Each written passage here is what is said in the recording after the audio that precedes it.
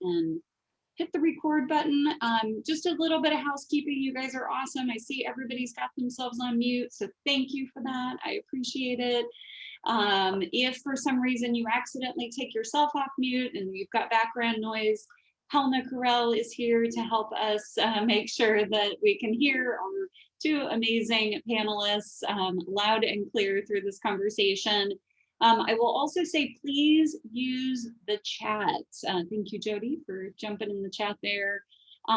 Please use the chat to even just say hello, tell us who you are, but also if you have any questions or comments or things that you want to bring up throughout this conversation today, we will address those as soon as we can. We want to make sure that we're listening to everybody and that this is interactive. We will have like a formal Q&A at the end, but we're going to weave some of those questions in as we can to the conversation today. So welcome, welcome. Hello, Kimberly. Thanks for being here. My name is Felena Hanson. I am the president of NAWBO San Diego. I'm going to ask our board and our advocacy committee to introduce themselves here. Helena, I'm going to start with you. If you don't mind briefly introducing yourself, tell us who you are, pull yourself off mute. Well, thank you. Welcome, everybody. My name is Helena Carell. I'm the chapter administrator for NAWBO San Diego. And my business is San Diego Site Pros. We do event management virtually now, and hopefully soon in person. And you know, so excited to see the panelists and everybody. So looking forward to the presentation. Welcome, everyone. Awesome. Debbie Feinberg, I'm coming over to you next, our fearless marketing guru. You're very kind. My name is Debbie Feinberg. I'm on the board. Your sound very good. Yep, is that better? I'm on the board of NAWBO in charge of marketing. I've really enjoyed also just helping membership and advocacy on some promotion, and welcome. I'm really glad to have you, Donna and Alisha, and welcome the other people who've joined both on video, and we've got several people who are just on audio as well. Yeah, perfect. Awesome. And Janedra, I'm coming over to you next, please. All right, I'm Janedra Sykes, and my business is Arboreta Group, and I am a diversity, equity, and inclusion trainer, and I'm on the advocacy committee. Yay, happy to have you. And our newest addition to the advocacy committee, Zainab Ilgaz, do you mind introducing yourself? Oh, no, yeah, absolutely. Hi, my name is Zainab Ilgaz. I'm the founder of Confirm Biosciences, a medical device company here in town. We were recently acquired last December by the largest privately held lab in the US. We are also very proud to be offering COVID tests to help America reopen. And now that we are acquired, I have a little bit more time in my hand, and that's how I got involved with NAWBO. Really happy to be involved. Awesome, happy to have you.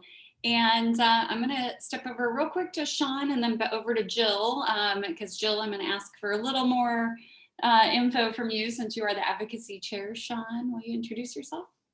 Yeah, hi everybody. My name is Sean Joe, and I'm the founder of Strategic HR Advisory, a boutique HR firm that works with small and medium-sized businesses on HR compliance and culture.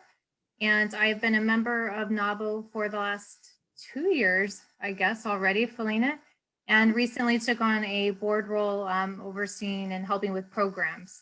So I'm looking forward to this event and learning more about advocacy. Fantastic. Thanks, Sean. All right, Jill, coming over to you, our advocacy chair. Yeah, thanks so much, Felena, and thank you all so much for joining, and of course for our panelists for coming.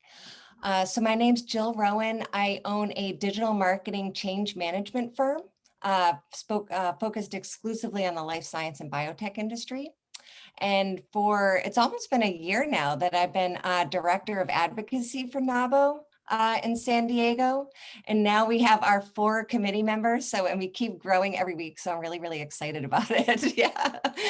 So we have really some great plans. We did a Meet the Mayor event last year around this time. And now we're having our fireside chat. And now that we're building up our committee, I think we're really in a great position to learn from one another and to kind of help each other on the advocacy issues of just the education, but also the practical implications of what we can do, especially as business owners. I mean, we don't have all the time in the world. So it's really thinking about taking those micro steps that really do make a difference. And I think just having a nice crowd like this and engaging, like Felena said, please engage in chat. We really want to just start the discussion. This is just the beginning for advocacy at NAWBO. So if you have any interest in getting involved, please let Felena or Helena or myself, anyone, just reach out. We're more than happy to have you. And should I mention the Propel event now, maybe? Yeah. Yes, please. So we do have NAWBO, the organization does an advocacy event once a year called Propel. I put the link in the chat. It's actually happening next week. You're more than welcome. Anyone can go to these events. I highly suggest you could jump on, even it is a very heavy couple days, but they really talk about anything from advocacy to policy to women's empowerment, and really just learning tips and tricks and tools to improve yourself, to improve your business, and improve society. So if you have any questions, feel free to let me know or check out the website, but hope to see you there. Yeah, fantastic. And if you'll go ahead and toss that link in the chat one more time, Jill, as people come on, they can't see the prior chat. Oh yeah, got it. So that way folks can see that. Yeah, NAWBO is rooted in advocacy, and this is one of the main principles of the organization that was founded over 45 years ago. Really, NAWBO came together around the concept of allowing women equal access to business loans and bank accounts. Think about it, just a little over 45 years ago, women could not walk into a bank and set up a business bank account or get a business loan without a male cosigner. In my lifetime, this is like, it's just remarkable to think. So NAWBO, I like to say, fights for the rights of women business owners, both at the state and federal level. And as somebody who, frankly, I'm not cut out for politics. I'm just not. I don't have the patience for it, but I do want to have a voice in some of these decisions that are being made at the state and federal level. And that's why I joined NAWBO, because I can be informed, I can have a voice, but I don't have to run for office myself because it's not in my game plan. So with that, I want to, I feel like I need a crackling fire, since we're calling this a fireside chat. It is rather chilly in San Diego today, so a fire might be in order. Welcome Dr. Alisha Wilkins and Donna Lucas, both amazing women, extremely accomplished, and have some great perspectives that they are going to bring to you on what is advocacy, how you can get involved in advocacy, even if it's baby steps, and really what that means to us as women business owners. So Dr. Alisha Wilkins, I'm going to start with you. Give us a brief introduction, tell us who you are, and I'll ask you to tackle that question. What is advocacy? And then Donna, I'll come over to you for an intro and answer the same question, please. Sure. So hello, everyone. I, once again, am Dr. Alisha Wilkins, and I'm the owner of Hub Temecula, which most of you know, is a shared workspace for women-owned businesses, a shared workspace and business accelerator. And I am the owner of the Temecula location. We have 6 altogether now, 3 in San Diego County and 1 in Washington, D.C., as well as in Irvine. So that's my day job. But prior to taking that on, I actually at one point in time led the government relations department for Planned Parenthood of the Pacific Southwest for nearly 15 years. And in doing that work, I came across really the intersectionality of like race and gender and class and religion, and realized it was all those things quite often that impeded women's access to reproductive health, which led me to seek a appointment onto the Commission on the Status of Women and Girls. After a lengthy vetting process, I was appointed by Governor Brown and then reappointed by Governor Newsom in 2019, and currently serve as the chair of the commission.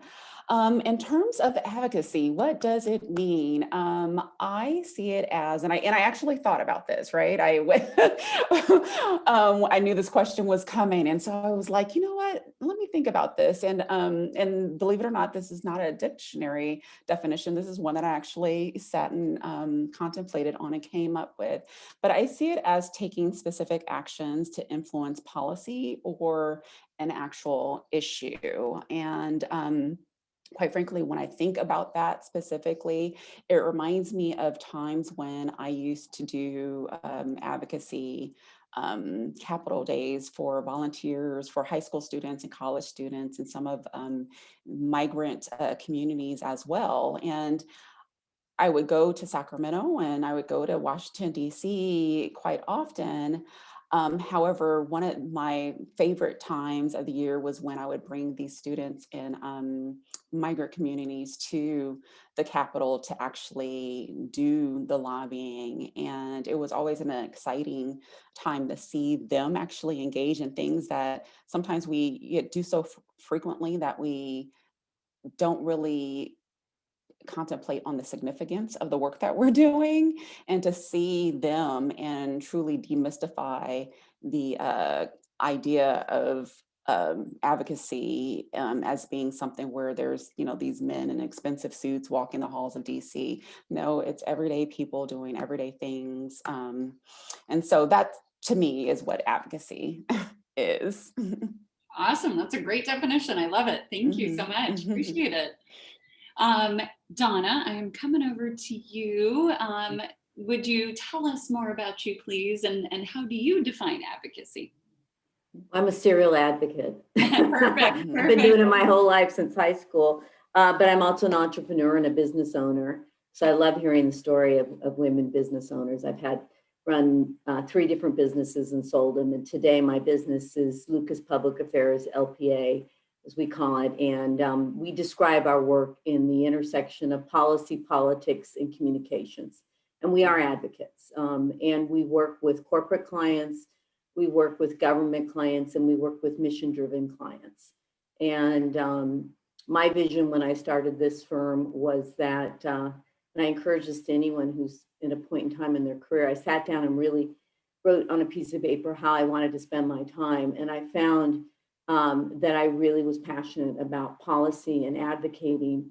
And while I love being a business person, my work working for governors and presidents and working in politics, I love that. So I put 25% of my time aside to say for pro bono or for different boards. And so I do sit on 8 different boards and have started a couple of nonprofits in this role. And what's interesting is by doing the right thing, and I think this was, and I can't remember if you said this, Jill, but being an advocate and being a business owner, but also advocating for a civil society or an engaged society is great business. It's great for society, but it's great too, because you lift everyone up. So I've been very, very successful, but also very fortunate to have a great team to work with and doing that work. But prior to this, I did work for Governor Schwarzenegger. I worked for Governor Deukmejian.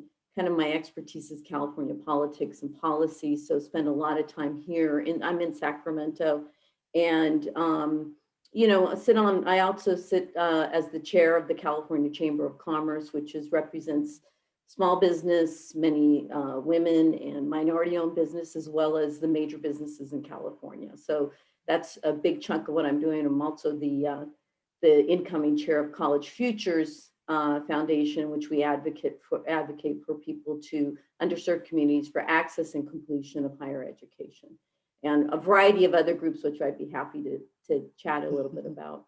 But I will say, and I think Dr. Wilkins did a great job on this, as someone who's been on the other end of being lobbied, having real people come in and talk to you when you are in a lawmaking position And it was one of the things that was really a pleasure when I worked for, especially Governor Schwarzenegger. And I remember a point in time where I was being asked to take a position and advise the governor on a bill for foster students, foster kids, foster youth.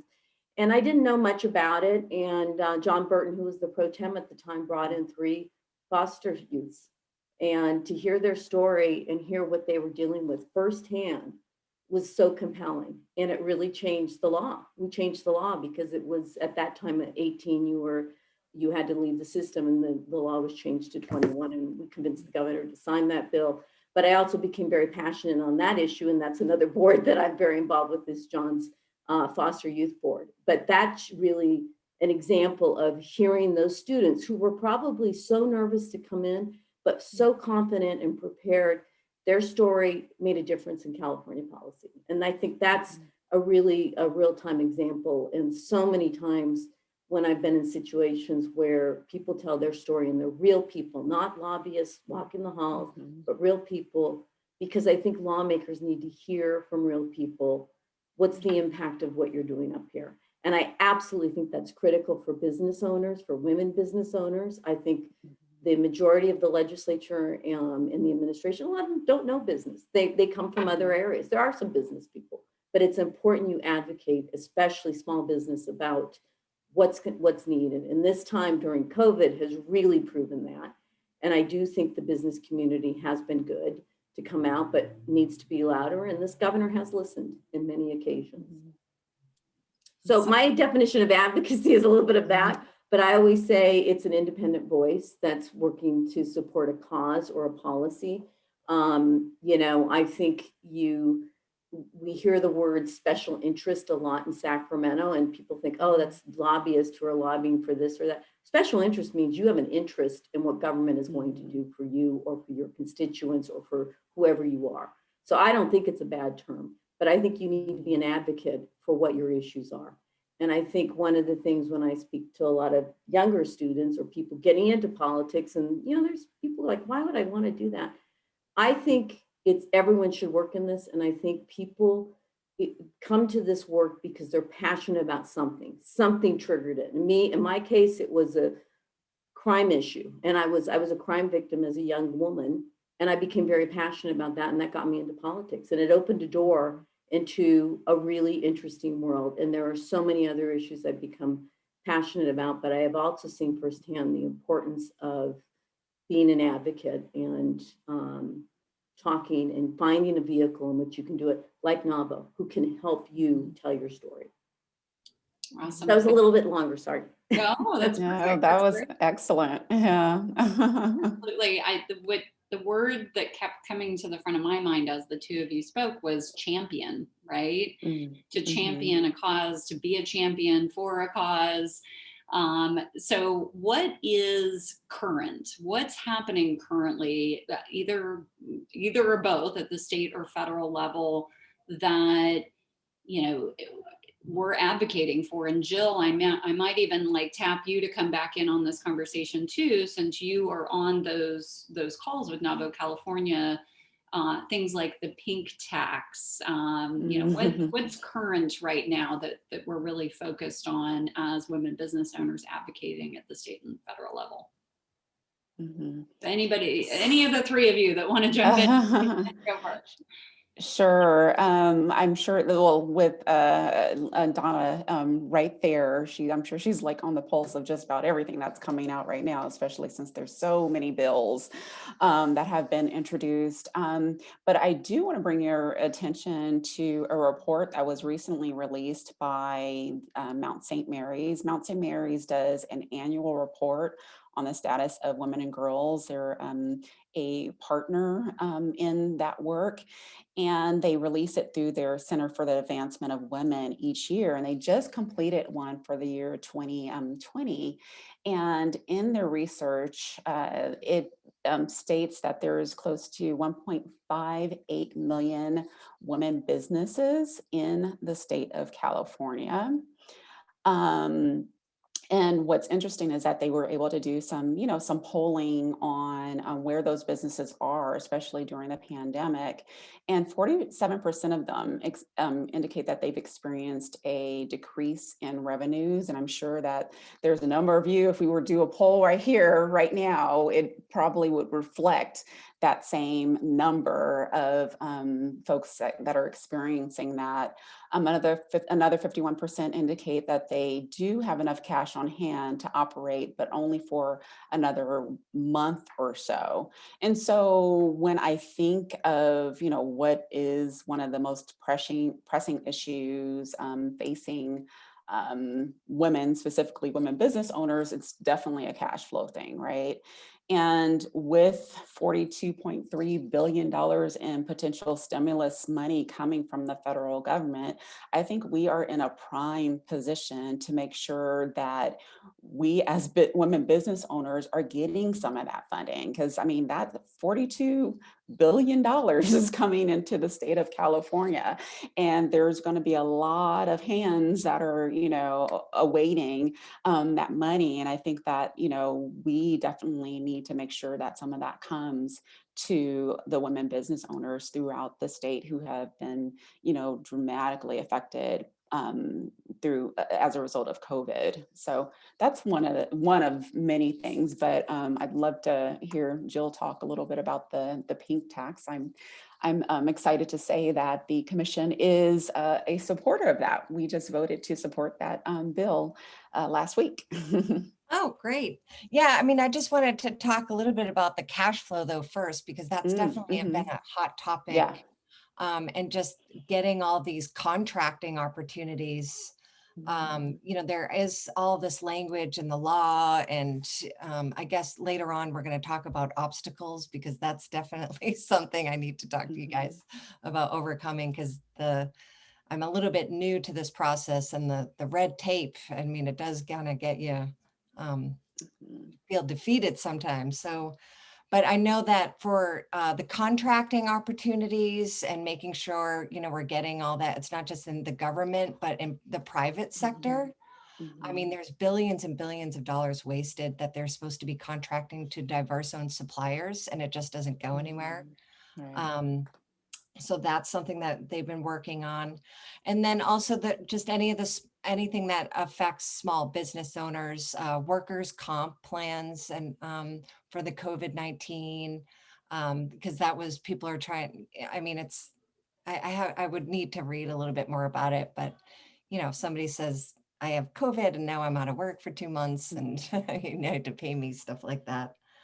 And then all the stuff for this, there's been a lot of attention to the small business, all those new and different programs and different rules and how to do the workaround. They've been working a lot on that.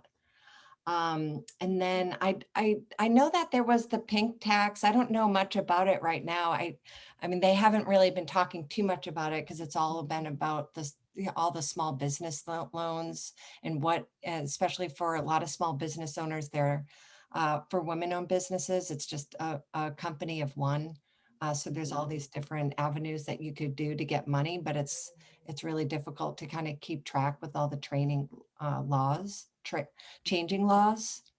And then another aspect they talked about as well is just kind of, the overarching theme is that due to COVID, a lot of these initiatives were just put on hold and just kind of dead on arrival, and they don't have anyone kind of putting any energy into it, just on a whole, because people just, the state house, I mean, maybe Donna, you probably know more about that than I do, but it was, people just weren't coming to work, and then the way the process works, then that kind of pushes everything else down, and so now they're like a quarter behind. So just trying to I mean, it's already difficult trying to work through the bureaucracy, but now that there's this whole other level as well, to try to get your voices heard through all the noise due to all the COVID stuff. Great points. Donna, what are some of the things that you're focused on right now and that we should be? Well, what Dr. Wilkins mentioned, that study was fascinating if you haven't looked at it. And it also talks about, I think, doesn't it talk about women leaving the workforce?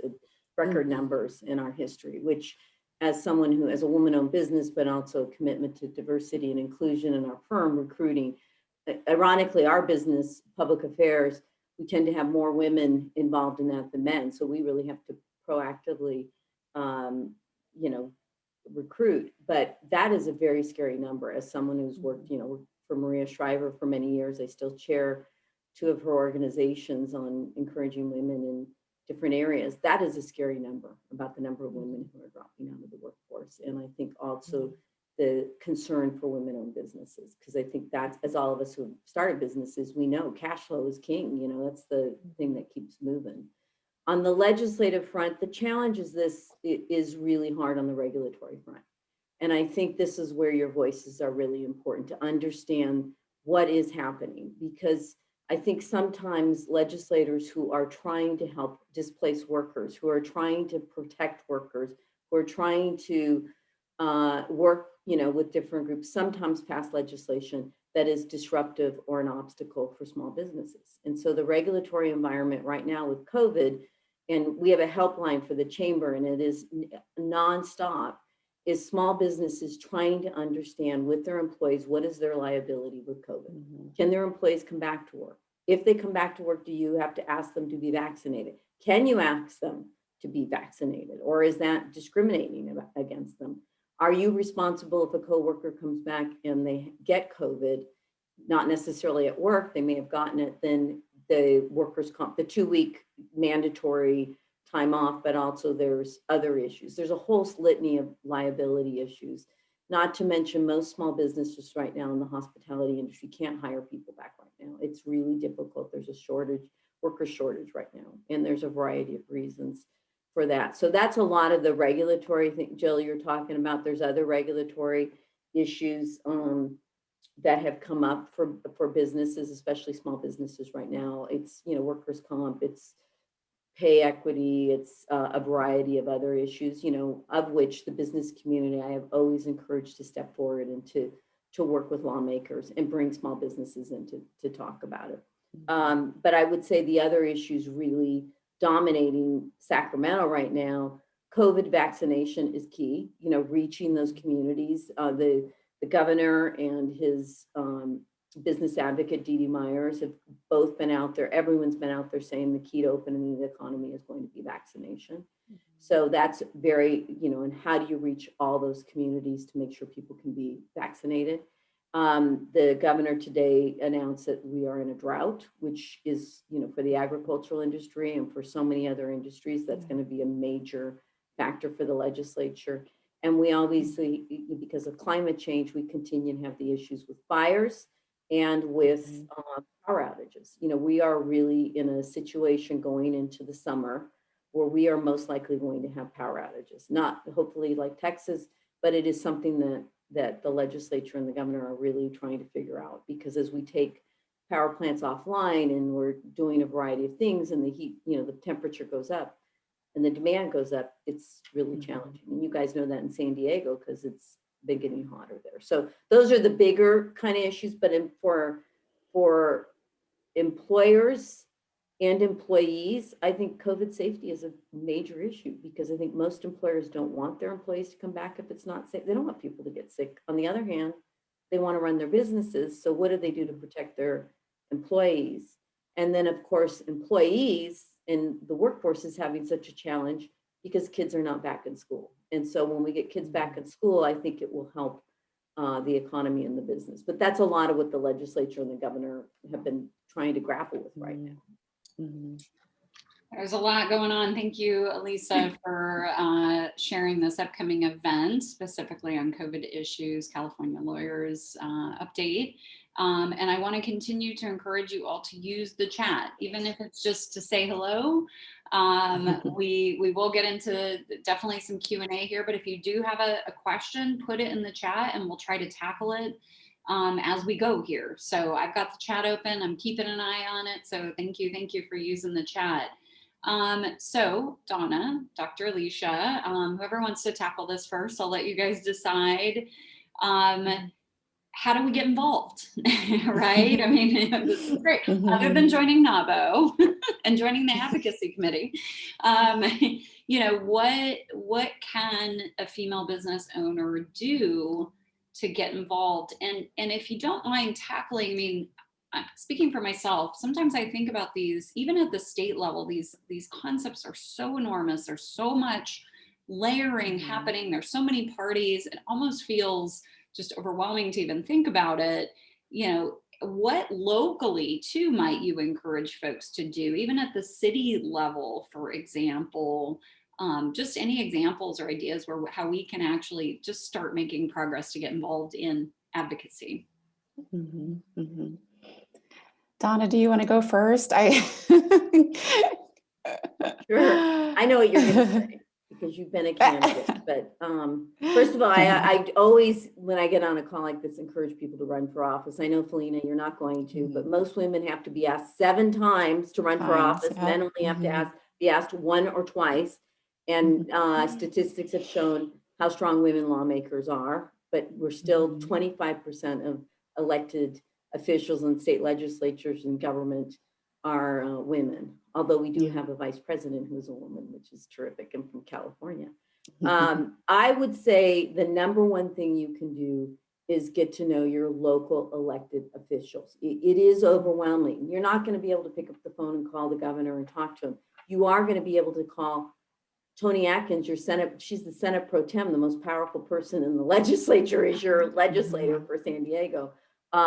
But also your mayor, your city council people, don't discount that. Getting to know those people, and they want to get to know you because they need to get to know you. And so I would say that's the #1 thing, as well as joining organizations that represent your interest, either from business or trade perspective, so that, because there is, having those numbers does help, and people who can talk to legislators. But I would really say, short of running for office or applying for an appointment, which is what Dr. Wilkins did, and the governor appoints a lot of people, and they're always looking for really qualified women. In fact, the appointment secretary for Governor Brown, who you probably met, Mona Pasquale, their goal was to have 50% of the appointees of the Brown administration be women, and they did achieve that.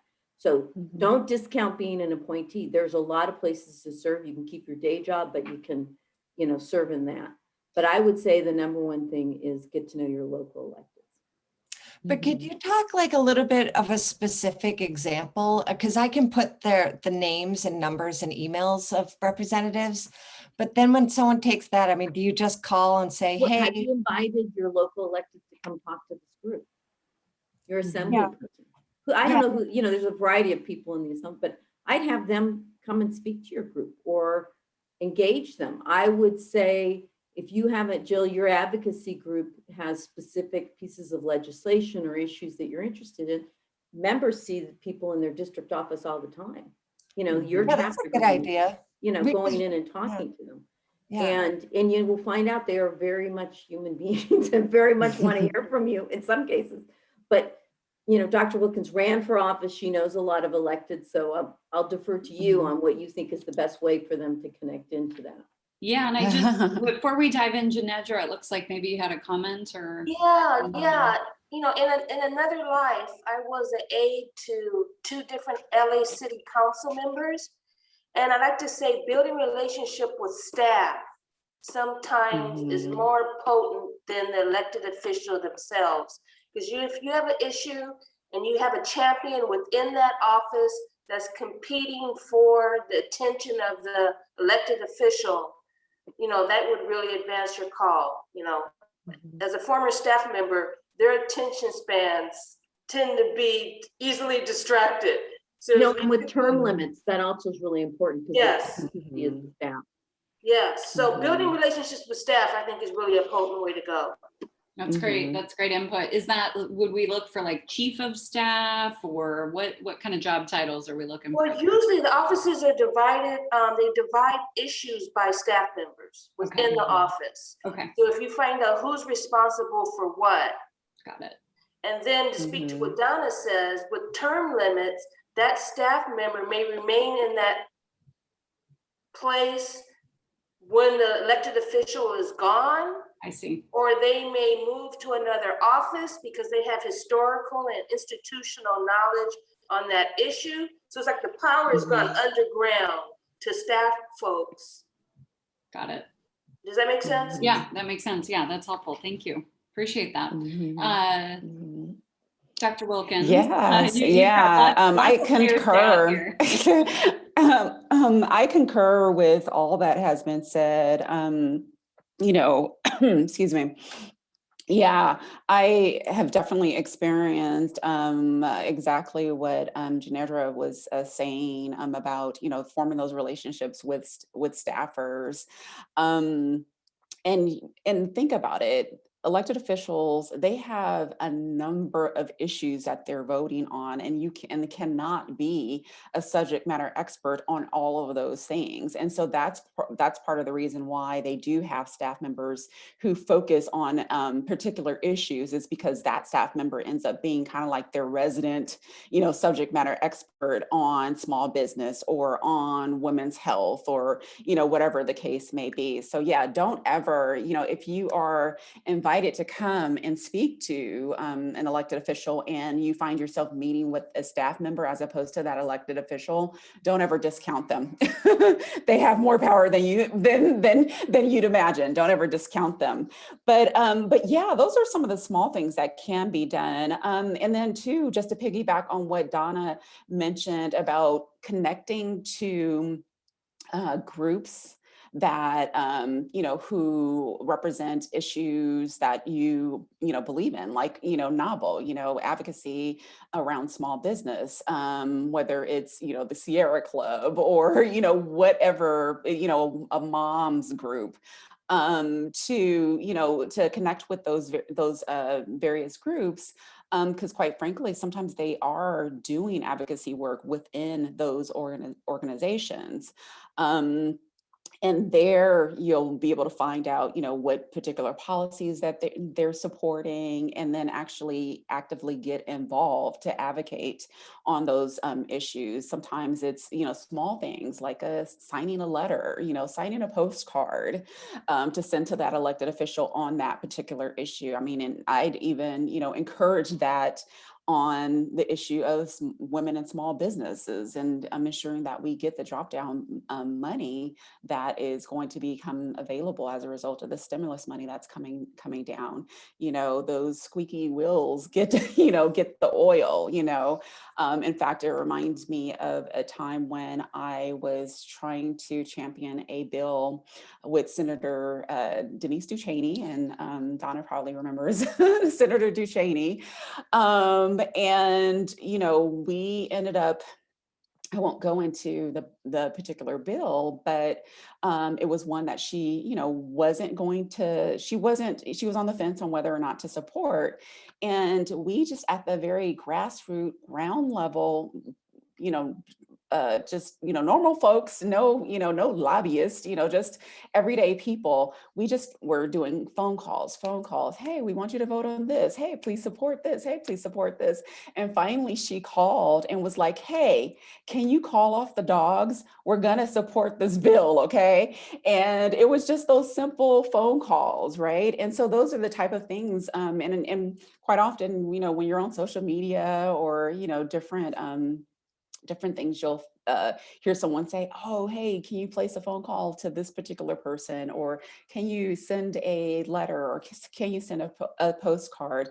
Believe it or not, that's one small action. When it's combined with a bunch of other folks doing that same small action, can actually make some major changes. So, so cherish those small things, even if you're not able to do like something big, like running for office, definitely, engage in some of the smaller things. And then in addition to that, if you can, if you do have a little bit more bandwidth in your schedule to do a little bit more than, signing on to a letter or making a phone call, volunteer for campaigns. Volunteer for campaigns for people who, who support issues that you support. Because campaigns we're always looking for volunteers. And then two, it also provides a great experience. It's stuff that you can put on your own resume to be able to say, oh, okay, well, I was leading the phone banking efforts of this particular candidate, So definitely volunteering for campaigns as well. Just to gain that real life experience of what that's like, especially if you're thinking about running yourself. It's good to have that experience, and then you also end up developing some great relationships too as a result of that work. Absolutely. Mhm. Talk about commissions specifically, because this was quite new to me before joining NAWBO and just getting into the world of advocacy a little bit. Maybe share the story of how you networked onto the commission, and just any advice for folks, that, because I know there are so many, I think you both mentioned, there's so many different commissions, and it feels like it might be a good stepping stone, right? To be able to have a voice. Absolutely. Have to run for office.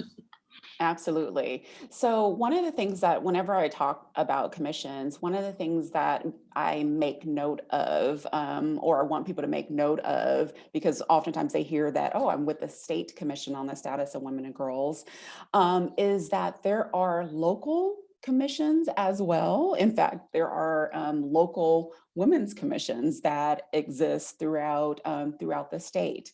So there's commissions at the local level, there's commissions at the state level, as well as the federal level. And the commissions represent just about any aspect of life that you could possibly think of. In fact, I went today, just FYI, in case you're interested, because I just wanted to be able to share this information with you. But if you just Google search, governor appointments, it will actually take you to a page that lists some of the current vacancies. And there's vacancies to date on the Medical Board of California, the Dental Board, the Judicial Performance Board, the Mental Health Services Board, Small Business Board. I repeat, the Small Business Board has, for the state of California, has a vacancy. And so, and there are, and I can assure you that whether it is issues that are related to your work or even your personal life, a colleague of mine ended up being selected to serve on a commission. And then it wasn't because of her work experience, but it was because of the fact that she was a mother to an autistic male son and they wanted someone who was, who was a parent to an autistic child who happened to also be an adult, to be a part of this commission. So definitely, and the process is it's pretty easy. I mean, think of it in the same way that you would in applying for an actual job, right? It's you go to the website, you complete the application, you can submit letters of recommendation with it as well. And then, you hopefully get called in for an interview, just like you would on a job interview, and then go through a vetting process and hopefully get selected. And another tidbit that I often tell people when they do apply is to take advantage of applying for more than one. A lot of times people are like, oh yeah, apply for the Women's Commission. I'm like, awesome, that's great. Mark a couple of other, boxes as well, because what'll happen is even if they don't have like a vacancy on that particular commission, but they're looking at your resume and they're going, wow, oh, she owns a small business, we may be able to, let me call her and see if she may be interested in, this particular commission. So it may broaden your opportunities if you, indicate that you have more than one interest. So, but yeah, so that was kind of like my process of becoming a state commissioner. Are there any questions in the chat that oftentimes when I start talking about it, there's like the questions that come up. I know, no, that was great. Thank you so much. And thank you, Felena, for mentioning it. So could you tell, I'm just curious about the time commitment when you're there and is there a term limit? Oh, that's a great question. Yeah, no, that's a great question. So typically for commissions, there is a term limit. So for the state commission, for my particular commission, it's a 4-year term limit. And so I was appointed in 2014, and then I went through a reappointment process in 2019. And for most boards and commissions, there are term limits. Sometimes they're, sometimes it's a 2-year thing, sometimes it's a 4-year thing. And then in terms of the commitment, it can vary. It can really vary. I mean, it varies just even within my own commission.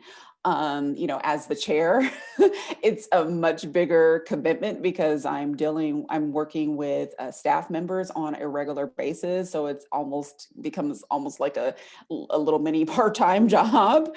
And which is why it's important that when you are going through that vetting process, that interview process, that you ask questions too, so that you're using this as an opportunity to not only let them know about you, but to find out more about that respective commission as well, to determine, how much of a commitment it's going to be. And then another thing that you can do as you're, assessing which particular commissions that you're interested in, attend some of their meetings, especially right now. Majority of them are done virtually. So it's really easy to just log in to, we just had our state commission meeting last week, and as opposed to having them at the Capitol as we did, over a year ago, we have them over Zoom, and they're public meetings. All of these boards and commissions they're public meetings. They're open to the public. You can actually comment. That's an opportunity, a really simple, small opportunity to be able to voice your opinion to voice your opinion on an issue or a policy, is that you can actually make public comment at these meetings. And so definitely, if there's one that you're interested in and applying for, attend the actual meeting and see, what they're doing, what they're up to, look at their minutes to determine accurately how much of a commitment it'll be for you. All right, super helpful. Thank you. So let's, a couple of the other things we're going to tackle here. And thank you, Zainab, for putting some of these great links in the chat. Thank you all. Keep using the chat here. We want to hear about obstacles, and we want more success stories too. What's worked? But first, let's get to any obstacles. Donna, I'm going to come over to you first. Just obstacles you've faced through this process, and what you learned, and what advice you might give somebody who perhaps comes along, some of these obstacles as well. Well, I do it for a living. I advocate in the sense of I have a public affairs firm. And so most of the clients that come to us are trying to achieve an objective through, policy or through other things. For example, the Biotech Foundation is a client of ours, or Visit California, the tourism industry, or CalSTRS, which is the retirement system for teachers. Mm-hmm. Or the Student Aid Commission, just to give you an idea, or the Alzheimer's Task Force, which was really advocating for a change in how we approach Alzheimer's in California. It was part of a process with the master plan on aging that this governor is doing. So a lot of it, I do it for a profession, and I think of it as a strategy and a roadmap that, what does success look like at the end of the day? Or, going back to the foster youth example, they were very clearly wanted to change the law from foster youth being aged out of the system at 18 to 21. And the challenge was the cost. There's a cost implication. There's also other issues. There was a lot of local opposition because local governments manage a lot of the programs that they would have to change. So, you have to convince a lot of people. There's a lot of hurdles. Most people are like, it's going to cost money. It's going to be. So how do you make a compelling argument to the decision makers that something needs to change? Why does it need to change? What is going to change? Whose life is going to be changed? And when you have those issues that are really life and death, you can make great arguments. And that's where you see legislation passed in California. That's why a lot of times it's, you know, pick your battle at the right time. A lot of times I've seen things never happen and then something happens like the wildfires and you have a whole change in how it's an approach to that. So 2, you have to have compelling messengers. You have to have people who are going to tell the story. And that's, again, as we've talked about, the advocates in the small business, you know, who have, you know, again, people they can't do this full time. So what's the most effective way to tell their story? And sometimes that's how we use the media with op-eds or letters to legislators or people who can tell their story. And then you've got to have champions. You know, you really do. You got to start with the champion. If no one thinks this is a good idea, can you move it forward? Sure. You know, I've seen that happen, but you've got to have someone who's a champion. And sometimes it's when you look at, when you're looking at a city council or the legislature, who's going to be sympathetic or interested or have some knowledge in the issue you're talking about. And so in business, women business owners are really good to go and talk to. There's women in the Women's Caucus, a couple of them who have had their own businesses. So they do get, you know, you go in and talk to them about the regulatory environment or issues, and they go, yeah, I hear you on that, and I'll help you on that, but you got to help me convince my colleagues. So they need to hear from their constituents. And so in that case, you know, it's also localizing it. So a lot of times when we're working on statewide issues and we're looking at a committee, we look at who those members are and where they're from, and can we get some people from that area that can make the argument. With the Student Aid Commission, and we're talking about changing how student aid is administered in California, because we need it right now. Community college students are not eligible, and they're the ones who dropped out at tremendous rates. Legislators need to hear in your district, these are the kids, these are the students. It's not just kids, it's adult learners who are missing out because they can't do this. So this is why you should care about it. You know, with Visit California, when you talk to people about the importance of tourism in that workforce, you know, 60% of that workforce went away because of tourism was shut down. Why is it important for you in your district to care about this issue? This is how much tourism does for your district. These are the people who are employed, and these are who the people are. And, you know, that's why workers coming in and talking about it are very compelling and important. So I think I start with strategy as a roadmap, and you know, where do you want to go? And we start every conversation with clients with, what does success look like? And I do the same thing on our boards. You know, when I'm sitting on a board, what does success look like? If we could change how people perceive foster kids, or if we, you know, I started a not-for-profit, a group called She Shares. I invite you all to join it. You can go to their website, but it's a group we started as a mentorship program for young women, but we also feature successful women more in the political arena, like Supervisor Holly Mitchell speaking at our next one, and she's a phenomenal story.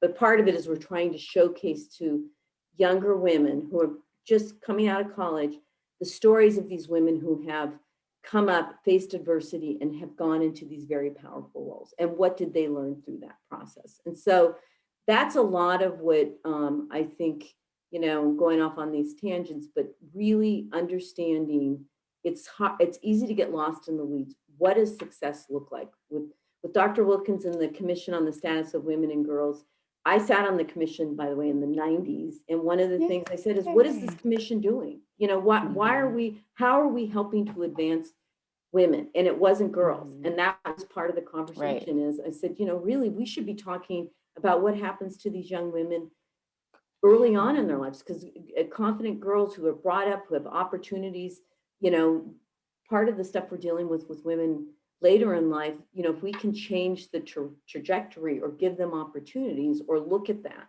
So it wasn't my doing, but that was one of the frustrations I had, which was, you know, what are we doing? What are we trying to achieve here? And so I would say, you know, if you know what the road is, if you can figure out this is where I want to go, you can start to see the obstacles. And then you can start to strategize about, well, I need a legislator to help me here, or I need a small business owner who's going to talk about this particular issue. If there isn't a compelling argument for something, then you have to take a step back and look and say, is this really something that government should step into and be part of? And a lot of times with businesses, I say that to them, is this more of your internal business issue or something you should be dealing with? So I would say sometimes it's also just like in our lives, you know, a lot of what I do with clients is help them navigate. And I love it because I think especially when you can work on issues that you're passionate about, and to be able to see a change, but helping them to pinpoint it. And people do get intimidated by the political process. And the reality is the political process is for the people. You know, we should be engaged in it. And when I hear people despair elected officials or government or bureaucracy, I always say to them, have you served in government? Have you done this? Have you stepped up to the plate? Because let me tell you, it's hard work, but it's important you understand it. And so I think that, and then when you do it, you don't do it again. No, I'm kidding. I did it twice, but you know, once you do it, you're like, oh God, I don't want to do that anymore. No, I loved it. It was really great. So I think there's obstacles, but part of it is acknowledging and knowing what those obstacles are, and then having a strategy and having great advocates along with you, company, and having a champion. Those are some of the things that could help. Yeah, I love that. And I think you're both kind of talking about that. And I wrote it down in my notes that this is our first to do for the committee, is to really choose what we want to focus on and then relationship build. And like Alisha, your specific example, like write a letter, you know, have you both organizations sign it, you know, send it in. So yeah, that's really, really helpful. Love it, love it. Alisha, before I come over to you on obstacles, I know you've had many. You're like, how much time do we have? Right, I know, right? I'll narrow it down. Go ahead. I do want to ask, this is just something that's coming to mind based on the conversation, you know, and this is me not really understanding government as well as I probably should, but for example, government entities like the Small Business Administration, right? The SBA federally they're making a lot of decisions, right? They're not, you know, congressmen, senators passing laws exactly, but their influence as a government organization, I would assume, is significant in some of the laws that are being passed or decisions that are being made. Is that also, you know, a potential idea to, you know, do we want to build relationships with, you know, like we had Maria Contreras-Sweet the former SBA director come to Hub a number of years ago, and then her predecessor used to work for Governor Newsom and then moved into that slot. And I've had conversations with her, like how important are those relationships with an organization like the SBA as opposed to directly with legislators? That's a really good question. And my visceral reaction is absolutely. Absolutely. You know, earlier I talked about the fact that as an elected official, you cannot be a subject matter expert on everything. So you're relying on staff, and you're relying on individuals who are parts of boards and commissions and other state entities. In fact, that was the catalyst for the creation of the Women's Commission, is because, you know, well, the number of women represented in the state legislature was low, and it's still, you know, in comparison to the fact that we represent 50% of the population, it's not reflected in our state legislature. And so the commission was essentially, you know, established to act as a champion on women's issues and provide, you know, advice to both the legislature and to the governor. And so you'll find that these entities, these representatives, do have, you know, influence on policy that directly affects us. And so I mean, I think it's actually ingenious when I see people who have, you know, gone through, you know, someone, you know, who's part of like the administration, you know, whether it's the Health and Human Services or small business or whatever the topic may be, to form those relationships. I think, you know, relationships are key, because even if that particular person or entity cannot help you, quite often they can at least direct you to the right person who can actually, you know, they may be that conduit to the decision maker. Yeah, great point, Demetria. And wouldn't it be important, like if we look at the SBA as an example, wouldn't it be important to have relationships with that entity as well as the legislation that funds that entity? Wouldn't that be like a federal relationship to kind of manage the SBA with your local congressperson? Good Is that a strategy? Yeah, your local congressperson is very important with the SBA. And also the SBA administrator needs to have a relationship with businesses. And the SBA administrator typically will come and talk to business groups or have conversations or do roundtables, because that's part of their job. Part of anyone who's an administrator. There's some government entities that are precluded from interacting, like the CPUC, the Public Utilities Commission. They have a thing called third party, interview. You can't pick up the phone and call a commissioner and say, hey, I want to talk to you about my energy costs. There's a proceedings on that. But the SBA, yes. And that's why your congressperson is very important on that too, because they play a very key role on the liaison with the federal government. So, and also, by the way, senators, Senator Padilla, Senator Feinstein, they have regional offices. And typically, I worked for a senator down in San Diego many, many years ago that was down in the federal building, S.I. Hayakawa. So it was a while ago, probably before any of you were born.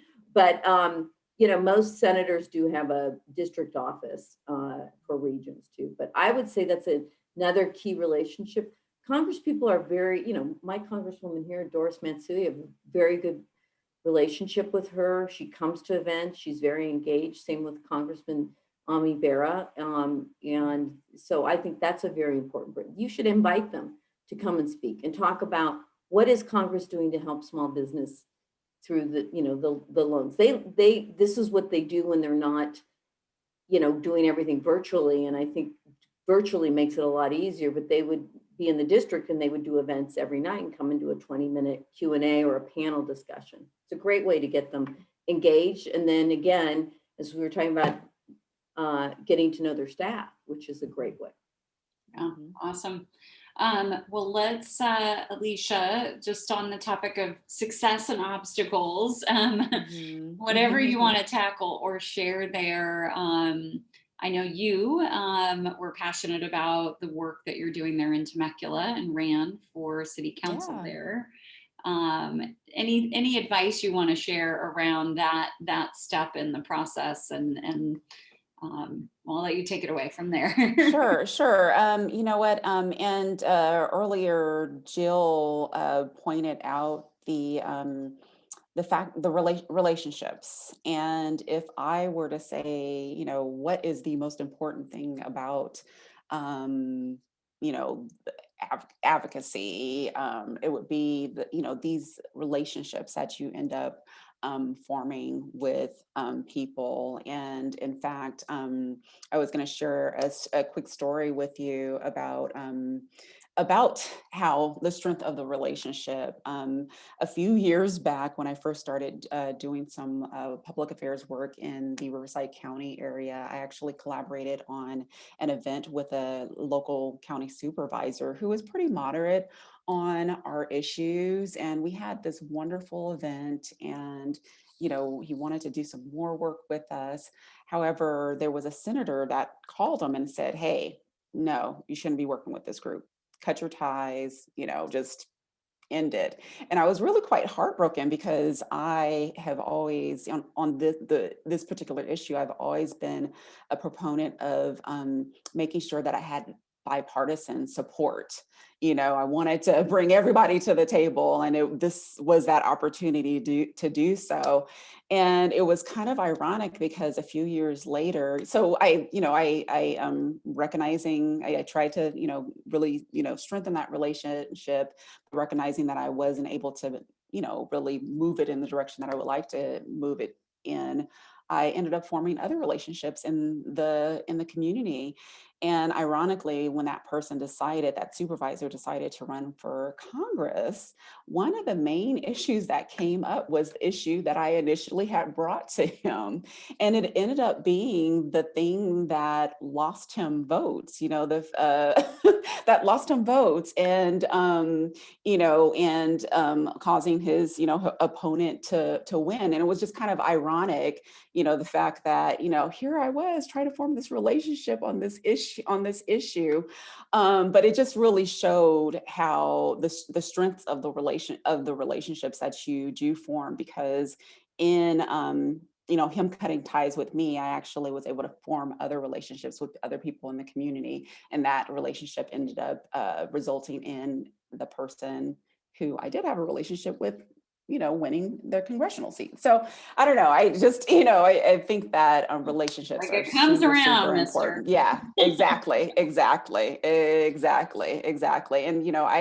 I see myself, I didn't grow up with a silver spoon in my mouth. But what I have done is worked to really form relationships with people, and it pays back tenfold. Mm-hmm. Awesome. Love it. Mm-hmm. Any other advice for folks, based on your experience as we set off on our advocacy journeys? Well, never burn a bridge, I think, is a very key advice in politics. Yes. But one of the things I love about politics, and by serving on different boards, like the Scripps Institute, or put yourself in a room with people who are not you. Put yourself in a room with people who are so different than you, and understand their story, because it will make you not only a better person, but it will make you a better advocate. And it drives me crazy when people just talk to the same people all the time. I really think it's important. And for you, sometimes, if there's someone who you disagree with and who's an elected official on a policy issue, invite them in to explain their position. It may make you angry, but it gives you an opportunity to have a conversation so they understand your perspective. But I think it's one of the really bad things about politics overall, but in Sacramento, I really advise our clients is absolutely unequivocally get involved and talk to people who are not, don't talk to people who agree with you all the time. And also get involved and be an advocate for other groups that you can, because when you need those groups, they're going to come and help you, maybe, or maybe not. And that's a lot of what advocacy with a diverse coalition of people advocating for an issue is much more effective. So as small business owners, if you're working with labor on an issue, or you're working with the environmentalist, or you're working with, big business groups or tourism, or I don't know, just other groups, it helps strengthen your argument, especially if you have a common goal in mind. And that's where, education is kind of sometimes, it can be controversial, but most business groups really support higher education and education issues because it has a direct impact on their workforce, but it's a good way to build partnerships with other groups. So I have a question. I'm just a numbers person, and I'm sure it probably depends, but what's the range of working on a specific bill and having it seeing something that you worked on and seeing it through to the result that you wanted? Could it be, I've been working on passing that bill for 10 years, or I'm just trying to, or it's like, yeah, that was a quick one. We had our partners, we got it, it went in, we passed, does that happen? The timing was right, and there were other people who cared about the bill, or it was the top of the news at the time. It really depends, Jill. There's different. So many I'm factors. working on a piece of legislation for climate change right now that we've been working on for 5 years. And so does I think anything happen quickly? Sometimes you see things. I don't know. Dr. Wilkins, you see things through the budget. Again, I'm speaking more in Sacramento. You guys are in city councils. If something happens, like our city council here in Sacramento has taken action very quickly when things have come to something's in the news, or there's a crisis, or there's something going on. But the same with the legislature. They moved pretty quickly to pass wildfire relief bills a couple of years ago when that was going on. But politics is all about opportunity and being in the right place with the right arguments. Right. Yeah, And I knowing mean, the just right people. yeah, just trying for my own roadmap. I'm like, what does success look like? And then it's like, if we're working on this bill and it's still a couple years in and you're still trying to work it and relationship build, but I guess that's just. Well, I also think you need to prioritize. What is your legislative priorities as an organization? And usually that's usually 3 to 5 issues. It could be under different heads, but if you take on too much, no, you're not going to be effective. And then get to know the people who can influence the decision making, and that's your local electeds or. Yeah, that's great advice. Thank you. And diving into that, again, Propel, which is NAWBO California's big annual event where we will be diving into those 3 to 5 initiatives that NAWBO California is backing. So I know Jill pasted that in the chat a bit earlier. If you are interested in continuing this conversation, I really encourage you to check out Propel. I think tickets are like $45. I mean, it's really, really reasonable, and it's action packed, and you'll be able to take this content to the next level in regards to what's happening and what NAWBO is advocating for. I want to take questions. We've had a few people put things in the chat, but please jump off mute, introduce yourself, and let's have a dialogue here. Or I'm just going to pick on people.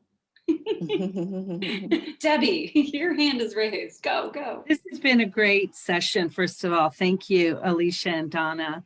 One of the things that I was reflecting on is there's been a shift over the years I've been in PR, let's say, to becoming more advocacy oriented for any marketing company that I've been in, whether it's education or biotech or it has to be a critical part of how you advance your brand. And I wondered if you agree with that in reflecting on your careers. Donna, it may be more applicable to you and that you've been in advocacy for a while at the state level. But I think it's so important that we've not only changed from smoke-filled rooms and lobbyists and white men in black suits to women-oriented and really issues-oriented strong advocacy for things we believe in. It's just a reflection. I wonder what you thought about that comment. Well, Debbie, it hasn't changed from white men, and they don't smoke anymore. But I think we have work to do. You do see more, and I absolutely agree. We have work to do, but at least there's more of it. I say to business groups all the time is your lobbyists need to be reflective of the legislature, and the legislature is not a bunch of white men. I mean, and so you need to be reflective of the legislature. And so I think that's important to have a diverse group of lobbyists. But I think to your point about advocating for a marketing brand, you mean like if you're a brand or a national brand, you need to get involved with ESG or environmental or social issues, or you need to be ready. And I think corporate social responsibility, things like that are more active. We do a lot of counseling for clients on that. My partner is an implicit bias trainer and has worked a lot with corporate California companies because I think they need to step out. Yesterday was a big day with being ready with statements. And I think same with climate, they're recognizing they need to think through, especially if you want to do work in California, you need to think through what your corporate philosophy is on that. That's more in the corporate line. A lot of small businesses are just trying to get their businesses off the ground, but that's a lot of the counseling we do in a lot of, and I think it is important that you think through that stuff. So. That's awesome. Great. Jody, you have your hand raised.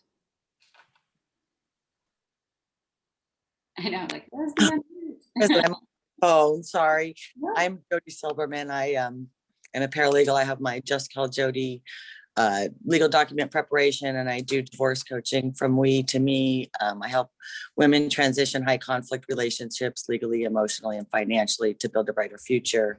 And my passion is in domestic violence and those issues, and with the court, dealing with the courts and the authorities, quite frankly, when it comes to women and domestic issues of those things.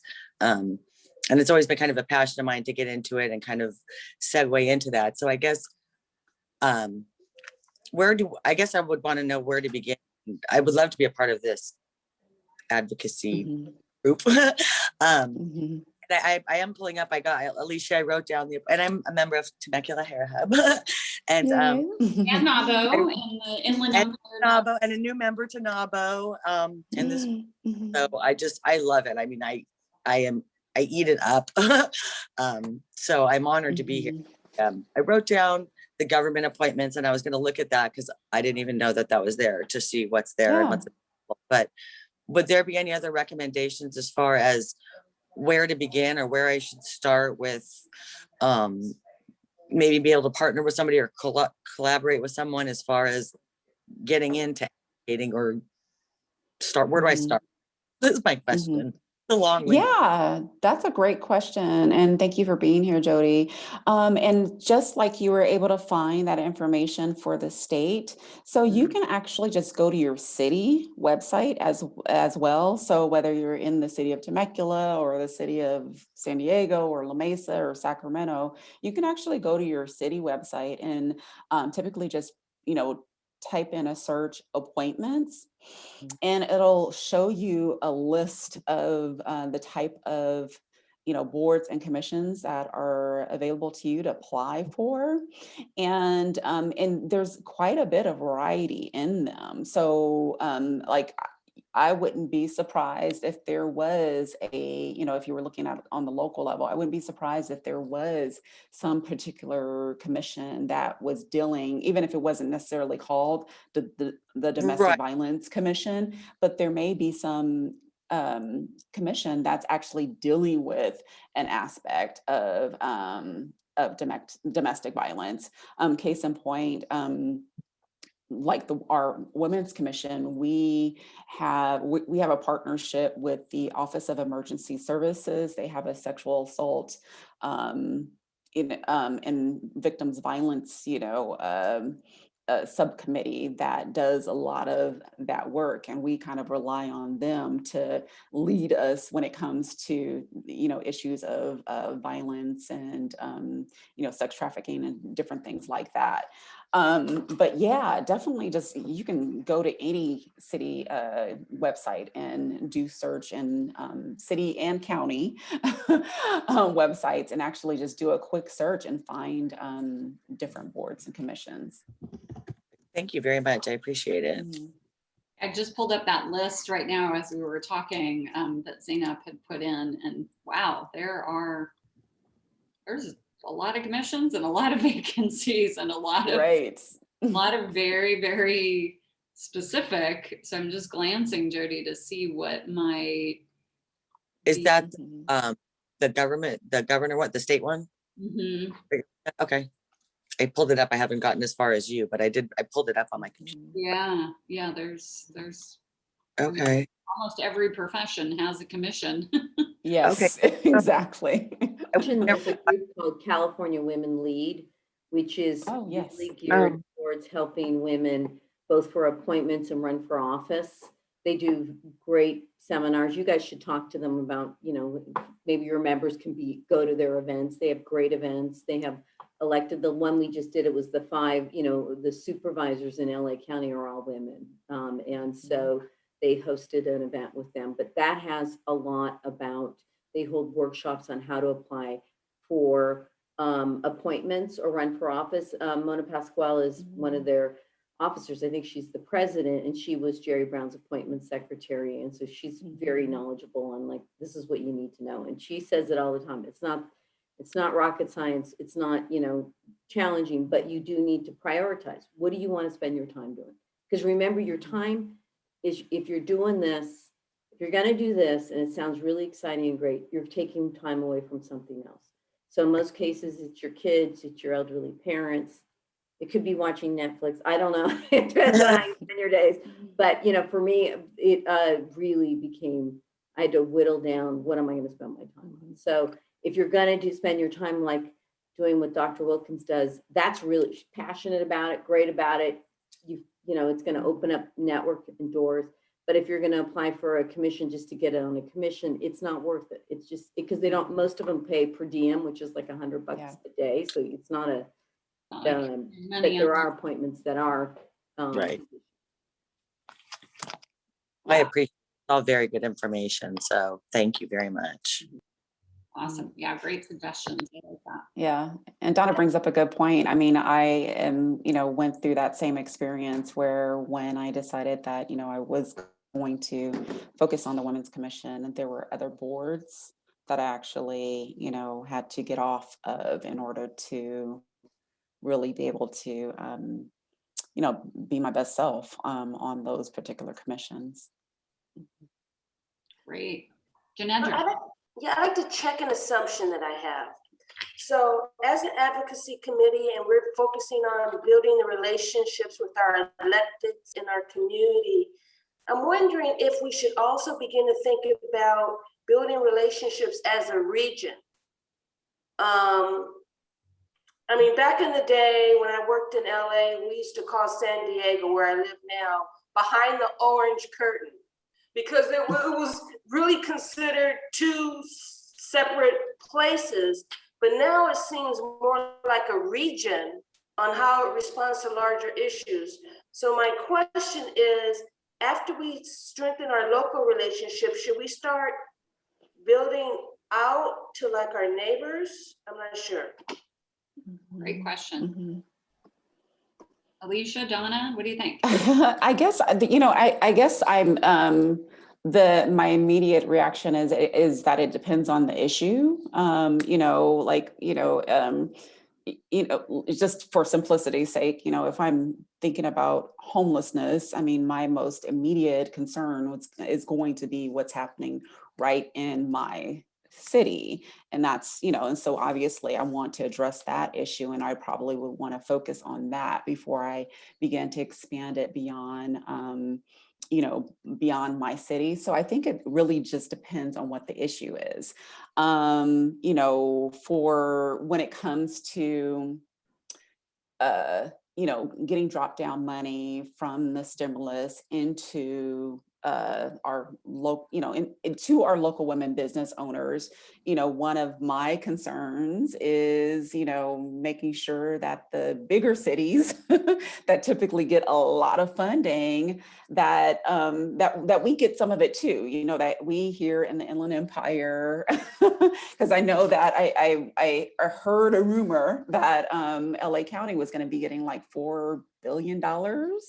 And so, so what does concern me is like, okay, well, how much are we going to be getting here in the Inland Empire, And so I think that it really just depends on what the issue is. There are probably times when, perhaps the Inland Empire does need to work together as opposed to working as just the city of Temecula, or perhaps, the entire Southern California region does need to work on issues, especially when it's something like traffic, right? That's something that should cross county regions, especially since there's commuters that are living up in Temecula that are driving all the way down to San Diego. And so I think it really just depends on the issue.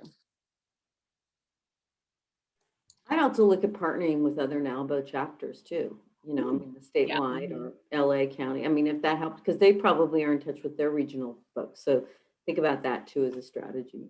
Yeah, and that's, I'm saying the same thing over and over again, but that's why this Propel conference is so important, is it's all NAWBO California chapters coming together and talking about the issues that affect all of us. And as was said before, we've got to pick what are those 3 to 5 things that we really want to focus on, where it's timely. We believe our voice can make the change that's needed to push the needle, the direction, we want to go. So that is the good thing about NAWBO California, really strong board. I attend their meetings once a month.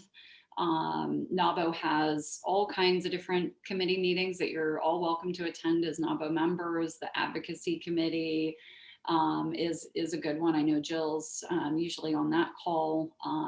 There's a lot of great things to get involved with and attend some of the other events too. I mean, the silver lining of COVID is we're all staring at each other on Zoom. you know, look as a NAWBO member, log on and go to the LA chapter, the OC chapter, the Inland Empire chapter, and look at their upcoming events. And as a member, most chapters, you know, a lot of their virtual events are free to members no matter where you are. So you may want to jump in, like, hey, what's going on up in Inland Empire or LA or OC? Yeah, I put my email address in the chat, and feel free to reach out to me. Anyone is welcome. Any NAWBO member is welcome to go to any of those advocacy calls, as Felena says, so we can put you on that. And if you can't make it, it's nice they send the recording later on in the day, which is really nice. But I have a question for the whole group, actually. So who's going to run for office? Like, Felena. Felena for mayor. No. Not me. I've worked for a couple of electeds, and I just know I don't have the constitution for it. I mean, yeah, I have stuff on my criminal record. No, I'm just kidding. Background check. No, but I mean, it's such a great question, and there's so many great groups that help. I mean, Alisha knows that process. She ran for city council. I mean, it is the drag out, knockout. It is. It's a huge commitment. But I will take this time to say that if you are interested in running, there are a number of organizations that provide candidate trainings. There's Emerge California. I'm sure many of you have heard of Emily's List. There's also an organization called Ignite, locally in San Diego. There's Run Women Run, who, work to support women who are running for office. And it's going through one of those kind of like a candidate boot camp. A candidate boot camp is a good way to get a pulse of what the experience is going to be like when you actually run for public office. And then, getting that taste will help you to really truly make a decision as to whether or not it's something that you want to do. As for myself, I have run for city council, as Felena indicated, and I do plan on running again at some point in time, but it's all about the timing and the right position and all that good stuff. So we'll see. No, and I like to put in a word for, if you don't run, the next best thing is to work for a woman candidate that you believe in and have her back and advance the issue that way, because the best leaders have great number twos. Mm-hmm. Good point. Or support women. I love that. I think it's really interesting. Most women won't write a check, and you don't have to write a huge check. But I'm sure, Dr. Wilkins, when you were on, someone wrote you a $50 check, you were like, or a $5 check, it's a vote of support. And statistics have showed typically women won't do that. And I think it's really important. And so, I think it's important you support them by volunteering, but also if you can financially, every little bit helps. Yeah, absolutely. Awesome. Well, I want to thank our two amazing panelists. Thank you so much. And we appreciate your time and excited to stay connected. And thanks to Jill and Janedra and Zainab and everybody that got involved in planning this event. Debbie, you're down. You moved on me. Sorry. Really, really appreciate all the effort. Again, we recorded this, so it will be available for members to go back and view if they like. And just keep up the great work, ladies. We really, really appreciate you. Stay at it, and we'll have more coming out now that we have this amazing advocacy committee. I know we'll have more coming out. Next month's event for NAWBO is an exit planning panel that Caitlin, I think, right? Do we have a green light? Yes, we do. So Caitlin's going to be involved in that event, talking about positioning your business for a potential sale or merger, what you need to do, what you need to think about. Caitlin's going to be giving us some great tips around that from a financial perspective. And then Zainab, who just had to step out to go to an MIT Forum event. Thank you for putting your contact info in the chat, ladies. Appreciate it. She's one of our panelists, as you maybe heard at the beginning. She sold the company in the middle of COVID, December 2020. It's an amazing story. I just interviewed her for my Women Who Exit series. So we'll hear from her and others. We have a business valuation expert as well, and a business broker that's going to be joining us, Lamar Rutherford. So it's going to be a great event. It's on the 11th of May, coming right up. So thank you, ladies, for joining us. And 1 minute to spare. Look at us. And thank you all to the speakers Very and the informative. committee and Felena and everyone joining us. It's really, I've been having lots of fun. This has been really informative, and it's just great to see all the positive energy. And I'm looking forward to continuing the conversation, you know? Absolutely. Let's Yeah. go do it. We got this. Thanks for having me. Awesome. Guys. Have a Great nice to see you evening. all. Take All right, care. thank you. Bye-bye. Bye-bye.